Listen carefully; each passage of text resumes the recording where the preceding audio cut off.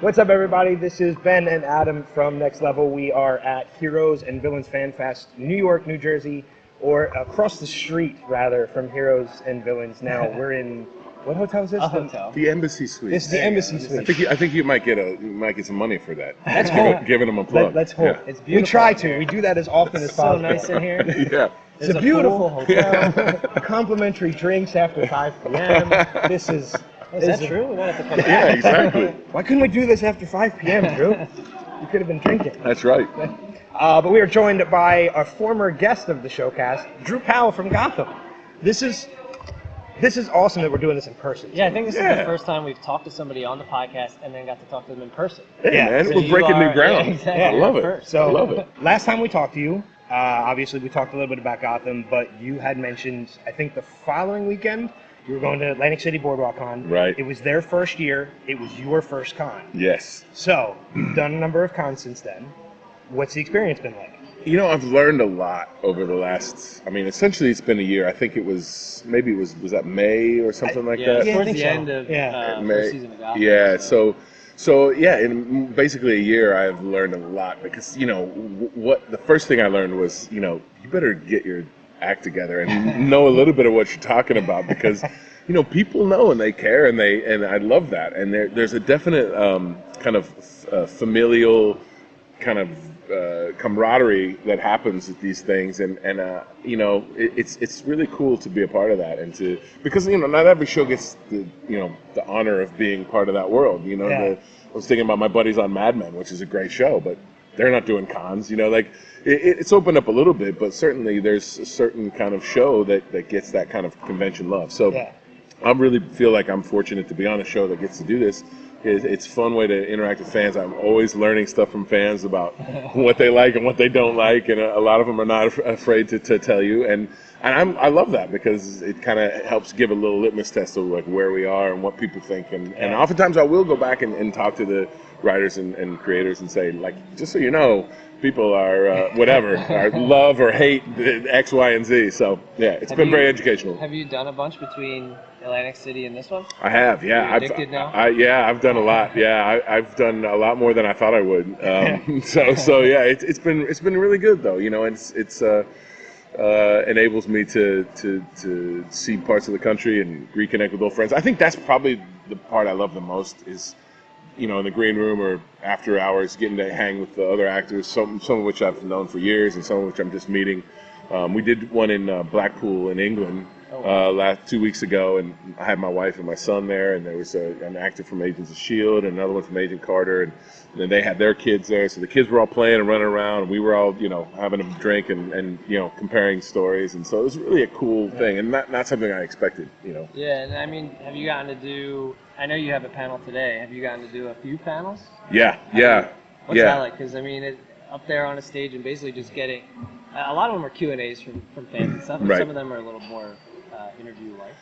Yeah, I mean, I think you learn a lot about what people care about just based on the questions they ask, and what people are excited about. And look, who wouldn't want to, walk out to, hundreds of people that are excited to have you there and love your show? I mean, it's a great thing. I've been doing this as a professional career, for, closer to 20 years than to 15.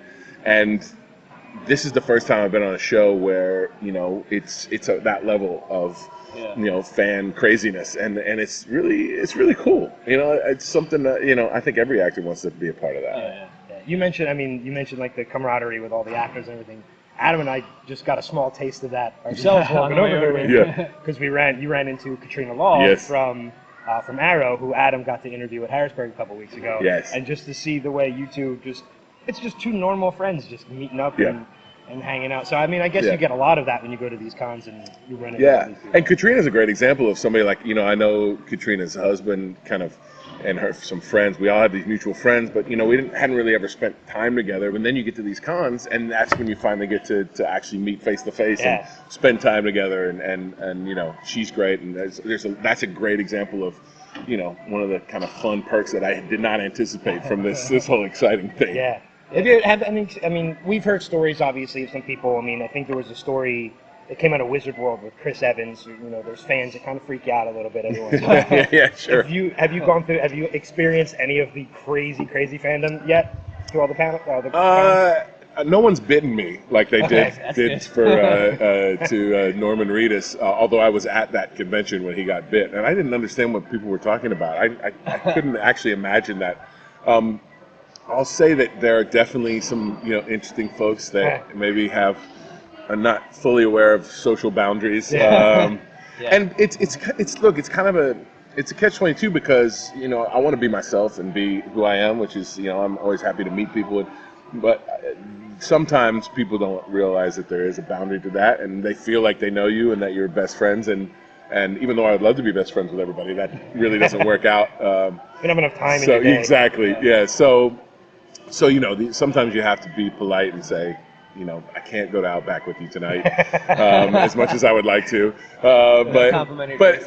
Exactly. But I've had no bad experiences other than just a few people, No crazy tattoos on arms. No. I'm waiting for my first Butch tattoo. So yeah, exactly. You speak of Butch, and your character from Gotham. There's obviously the show has changed. The spectrum of the show has changed since last time we talked to you. Now there's a ton of new villains that have come in. From an outside perspective, what do you think Butch thinks about? Like now, there's a lot more villains out there to compete with on the show. What do you think his perspective of that is now? Because he's not exactly a large man on a totem pole now with all these other. Yeah, well, villains. Danny Cannon, who's one of our writer directors, kind of he kind of is one of our big bosses, said to me early on last season, he said the thing about Butch is he's a survivor. He's survived in Gotham this whole time by knowing who to side with, when. He's got his Rolodex full of people he can call. He knows how to, work in the shadows. He knows Gotham as well as anyone. He's raised in it. He was raised in the underbelly of Gotham. So that was really helpful to me because now that put that in perspective of like, okay, here's a guy that no matter who's on top, he knows how to get, to where he needs to be. And that's why I thought it was really cool last year when he was kind of the king of Gotham after Penguin went down, that he almost didn't like it. I loved it. And that was something that they wrote in, that he felt uncomfortable with it. And one of the cool scenes from last year was when Tabitha shows up and she's lost, her partner and I've lost my partner, and we're kind of both kind of flailing a little bit, and we find each other.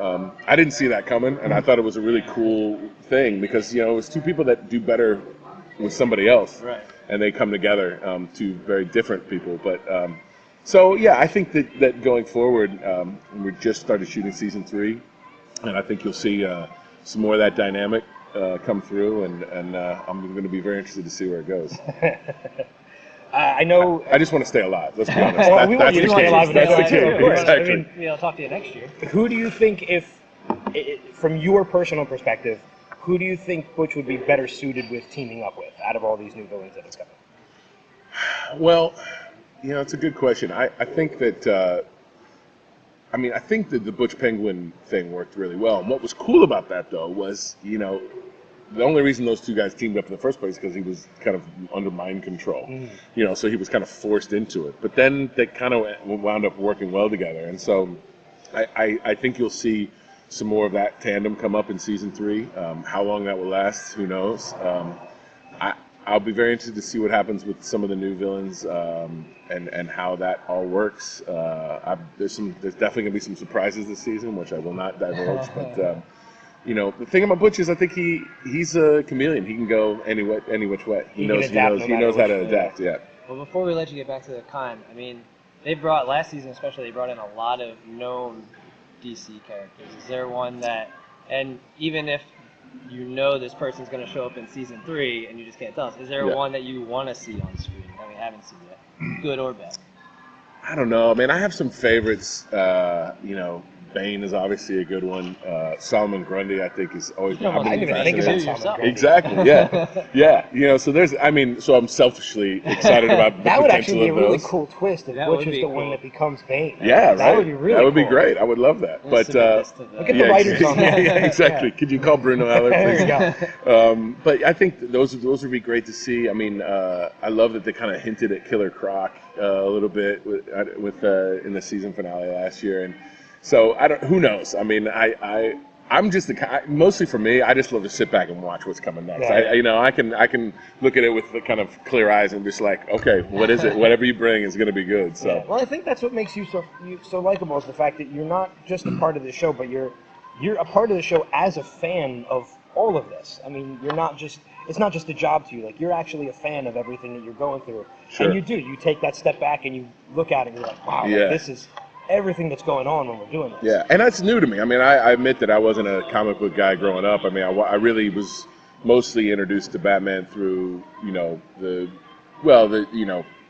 bit with the animated, but mostly the movies, and so I've had to learn a lot in the last couple years, but I've really enjoyed it. And so I get to kind of, it's good to get to be a kid again and kind of, start fresh with it. And that's been a lot of fun. Yeah. So we'll let you get back over to the con, but we appreciate you spending some time with us. Always a pleasure, again. guys. Yeah. And one final question, since you brought it up, we'll wrap up with this. You mentioned you got into this by the movie Batman. Favorite movie Batman? I'm a Christian Bale guy.